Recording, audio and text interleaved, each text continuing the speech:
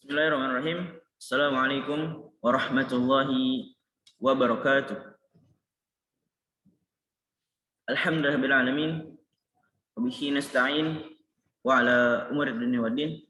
Wassalatu wassalamu ala asrofil anbiya'i wal mursalin sayyidina Muhammadin wa ala alihi wa ashabihi wa man tabi'ahum bi ihsanin ila yaumiddin.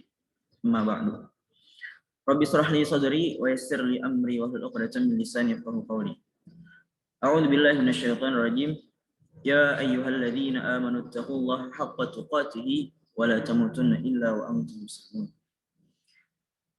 Yang terhormat pada Al-Ustaz Master Istamar Sohadi LC MPhil selaku dosen pembimbing kita dalam pelajaran tafsir ayatul ahkam Sekolah Tinggi Ilmu Usuluddin Darul Quran Bogor. Dan yang kami banggakan pada teman-teman sekelas, semoga kita semua selalu dalam lindungan Allah Subhanahu wa taala. Alhamdulillahirabbil alamin. Segala puji bagi Allah Tuhan semesta alam yang karena karunia-Nya lah kita semua masih diberikan kesehatan sehingga kita masih bisa menikmati yakni nikmat beribadah kepadanya. Dan karena karunia-Nya lah kita masih bisa melakukan kegiatan sebagaimana mestinya di tengah pandemi seperti sekarang ini. Salawat beserta salam kita haturkan kepada Habibana wa Nabiyana, Nabi kita semua, Nabi Muhammad SAW, dan doa keselamatan untuk para keluarga, sahabat, tabi'in, tabi'ut tabi'in, dan semoga sampai kepada kita sebagai umat beliau. Tanpa adanya perjuangan beliau, ikhwani fillah, Al-Quran tidak akan mampu sampai kepada kita, yang menjadi petunjuk dan menjadi undang-undang yang hak dan paten untuk mengatur segala kehidupan kita sebagai manusia. Sehingga kita tidak terjerumus ke dalam kegelapan yang akan membawa kita ke dalam neraka abadi. Na'udzubillah tsumma na'udzubillah. Dalam kata pengantar ini, kami selaku pembuat makalah yang beranggotakan saya sendiri, Musyawir Balaghah Ujal Akram, yang biasa akrab dipanggil Akram, kemudian Salman Al-Farizi dan Hamzan Wadi, mengucapkan banyak permohonan maaf atas segala kesalahan yang ditulis dalam makalah ini. Dan kami mengaturkan banyak-banyak terima kasih kepada seluruh pihak yang mendukung untuk kami menyelesaikan makalah ini, terutama kepada pengampu kita yaitu Al-Ustaz Masturi Istamar Sohadi LC MPhil yang memberikan kesempatan kepada kami untuk menuliskan makalah dalam mata kuliah Tafsir Ayatul Ahkam mengenai bab yang pertama yaitu surah Al-Fatihah. Dan kami juga berterima kasih kepada orang tua kami yang selalu mendoakan kami di rumah. Dalam makalah ini kami membahas mengenai tafsir surah Al-Fatihah. Terdapat pembahasan yang terdiri dari pembahasan surat Al-Fatihah, kosakata, tafsir per kata, asbabun nuzul, tafsir per ayat. Semoga makalah yang jauh dari kata sempurna ini dapat memberikan tambahan wawasan ilmu bagi para pembaca. Terkhusus kami sebagai pemula menemukan pengalaman yang banyak, pengalaman yang berharga dalam pembuatan makalah ini. Semoga kedepannya makalah-makalah yang kami buat akan menjadi lebih baik lagi.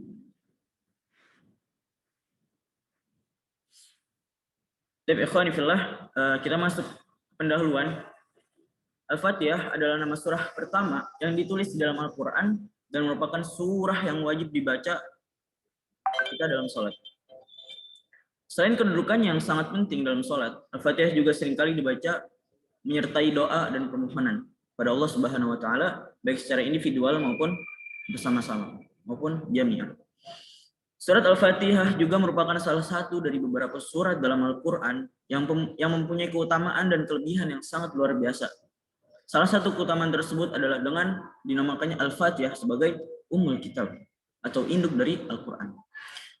Dinamakan demikian karena isi dari surah Al-Fatihah meliputi tujuan-tujuan pokok Al-Qur'an, yakni pujian kepada Allah Subhanahu wa taala, ibadah kepada Allah dengan melaksanakan segala perintahnya dan menjauhi segala larangannya, serta menjelaskan janji-janji dan ancaman-ancaman. Surat Al-Fatihah juga dinamakan As-Sabil Masani, karena surah ini berisi 7 ayat yang dibaca berulang-ulang setiap melaksanakan salat. Disebut pula sebagai surah Al-Asas atau Asasul Al-Quran, karena surah ini merupakan pokok Al-Quran dan merupakan permulaan Al-Quran. Dan mendapat sebutan Al-Fatihah karena memiliki urutan pertama atau merupakan surah pertama yang diturunkan secara lengkap. Untuk mengetahui keutamaan dari surah Al-Fatihah yang lebih lanjut akan dipaparkan dalam pembahasan makalah ini. Selain keutamaan dari surah Al-Fatihah, dalam makalah ini juga akan membahas mengenai tafsir, hikmah, dan juga ikhtilaf al-mudzibin. Baik, ikhwani fillah, pembahasan yang pertama adalah surat Al-Fatihah itu sendiri. Bismillahirrahmanirrahim. Alhamdulillahirabbil alamin. Ar-Rahmanirrahim. Maliki yaumiddin. Iyyaka na'budu wa iyyaka nasta'in. Ihdinas siratal mustaqim. Siratal ladzina an'amta 'alaihim ghairil maghdubi 'alaihim waladdallin. Dengan menyebut nama Allah yang Maha Pemurah lagi Maha Penyayang. Segala puji bagi Allah, Tuhan semesta alam, yang pemurah lagi Maha Penyayang. Yang menguasai hari pembalasan, hanya Engkaulah yang kami sembah dan hanya kepada Engkaulah kami minta pertolongan. Tunjukkanlah kami jalan yang lurus, yaitu jalan orang-orang yang telah Engkau beri nikmat kepada mereka, bukan jalan mereka yang dimurkai dan bukan pula jalan mereka yang sesat. Tapi ikhwani fillah, kita semua tahu surat Al-Fatihah dan artinya ya. Dan kita semua hafal yang wajib dibaca dalam salat. Setiap rakaat dalam salat kita harus selalu membaca surat Al-Fatihah. Lanjut ke tafsir perkata ya, kosakata tafsir perkataannya. Di awal surat Al-Fatihah ada kata yang namanya bismi ya. Bismi adalah kata ism tercetak dari kata asmu yang berarti tinggi dan luhur menurut Imam Al-Qurtubi. Adapun huruf ba yang terdapat dalam kata bismi berkaitan dengan kata kerja yang dibuang. Apabila orang membaca bismillah, maka itu berarti aku membaca seraya memohon pertolongan dengan menyebut asma Allah Subhanahu wa taala. Kemudian alhamdulillah. Alhamdu adalah pujian atas keindahan yang diutarakan dengan sikap pengagungan dan sukacita. Ya. Kemudian Rabbil Alamin. Menurut Ibnu Abbas, Rabbil Alamin berarti Tuhannya manusia, jin dan malaikat. Menurut Al-Fara dan Abu Ubaidah, Al-Alam adalah kata untuk menunjukkan semua makhluk yang berakal dan mereka ini ada 4 bangsa. Bangsa manusia, jin, malaikat dan bangsa setan. Kemudian Ar-Rahmanir Rahim. Menurut Al-Kitabi, Rahman berarti Tuhan yang rahmatnya menyeluruh, meliputi seluruh makhluk dalam pembagian rezeki untuk mereka dan segala urusan mereka, yang dalam hal ini antara mukmin dan kafir sama-sama menerima rezeki dari Allah Subhanahu wa taala. Tetapi ada Ar-Rahim ya. Ar-Rahim hanya terkhusus bagi kaum mukmin dalam hal dicontohkannya penggunaan dalam firman Allah, wa kana bil mu'minina rahim. Jadi Ar-Rahim ini hanya khusus untuk orang-orang mukmin yang diistimewakan oleh Allah Subhanahu wa taala. Kemudian selanjutnya Yaumiddin. Ya, Yaumiddin adalah hari pembalasan dan perhitungan. Artinya Allah yang sepenuhnya mengendalikan hari pembalasan dan perhitungan. Ya. Iyyaka na'budu. Na'budu berarti kami merendahkan diri dan kami khusyuk, mencari ketenangan. Maknanya adalah hanya kepadamu ya Allah kami tunduk, kami khusyuk dan hanya kepadamu kami menyembah. Iyyaka nasta'in. Kata al-isti'anah berarti memohon pertolongan. Maknanya hanya kepada Allah kami mohon pertolongan. Karena Allah sebaik-baik penolong. Ihdina adalah fi'il yang berarti memohon. Maknanya adalah hanya kepadamu kami minta tolong untuk taat dan beribadah. Ihdinas siratal mustaqim. Jadi kita senantiasa meminta kepada Allah untuk ditunjukkan selalu kepada jalan yang lurus. Artinya jalan yang lurus adalah kita menuju hanya kepada Allah Subhanahu wa taala. Kita menuju hanya untuk bertakwa kepada Allah Subhanahu wa taala. Kemudian as-siratal mustaqim. As-sirat berarti jalan ya. Pasalnya orang yang berjalan di atas jalan, niscaya jalan itulah yang seolah-olah menelannya, ya. Adapun kita al-mustaqim berarti sesuatu yang tidak bengkok dan atau melengkung. Jadi maknanya adalah ya Allah, kokohkanlah kami di atas iman dan berilah kami pertolongan untuk melakukan amal soleh. An'amta alaihim. Mereka yang dimaksud mendapatkan nikmat-nikmat tersebut adalah para nabi, orang beriman, para syuhada dan orang-orang soleh. Ya. Al-maghdubi, orang yang celaka. Mereka yang dimurkai Allah itu adalah orang-orang Yahudi. Kemudian ad-dallin, terakhir adalah kata ad-dallin Kata ad-dhalal dalam ungkapan bahasa Arab berarti adalah kehilangan perilaku yang benar dan terjauhkan dari jalan yang lurus atau melenceng dari jalan yang lurus. Artinya orang-orang yang tersesat, tidak shiratal mustaqim, ya, bukan jalan yang lurus. Kita bahas selanjutnya, yakni makna global surah Al-Fatihah. Ya, Al-Fatihah mempunyai beberapa nama yang terkenal. Ya, di sini kita sudah jelaskan ada 3 nama. Menurut para ulama besar, ya, pertama Al-Fatihah adalah surah pembuka. Dari arti kata Al-Fatihah sendiri itu pembuka. Ya, walaupun kita tahu bahwa surah Al-Fatihah tidak diturunkan yang pertama kali dalam penurunan wahyu atau Al-Quran yang disampaikan dari Allah kepada malaikat Jibril, kemudian diturunkan kepada Nabi Muhammad SAW. Ya, dalam hal ini At-Tabari menyatakan disebut Al-Fatihah Al-Kitab, ya, Al-Fatihah Al-Kitab karena penulisannya yang berada di awal Al-Quran. Selain itu juga Al-Fatihah dibaca setiap dalam rakaat sholat. Itu pendapat dari At-Tabari. Kemudian yang kedua, Al-Fatihah disebut Al-Kitab, Ummul Kitab. Mengapa demikian? Karena mencakup tujuan asas dari kitab Al-Quran. Ya. Di dalam surat Al-Fatihah terkandung tentang pujian kepada Allah Subhanahu wa taala, pengakuan terhadap rububiyahnya, penghambaan kepadanya dalam mematuhi perintah Allah dan menjauhi segala larangannya, permohonan hidayah dan kemantapan iman. Berita terhadap umat-umat terdahulu menerangkan tentang kebahagiaan dan akhir dari orang-orang yang sengsara dan lain-lain. Pasalnya orang-orang Arab menyebut kata itu adalah kata yang menunjukkan segala sesuatu yang mengumpulkan berbagai perkara. Ya, jadi disingkat jadi satu, ya, dari segala penjuru, dari segala aspek, kemudian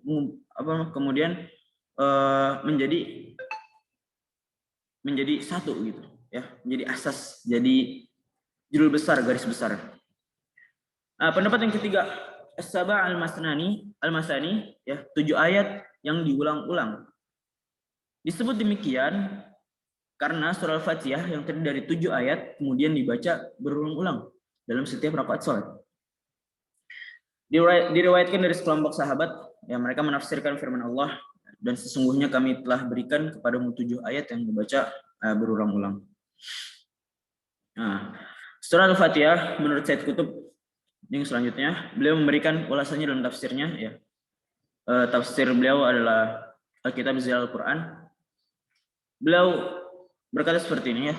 Setiap muslim mengulang-ulang surah pendek yang berjumlah 7 ayat minimal 17 kali dibaca setiap harinya, yaitu pada salat fardu sehari semalam. Ya.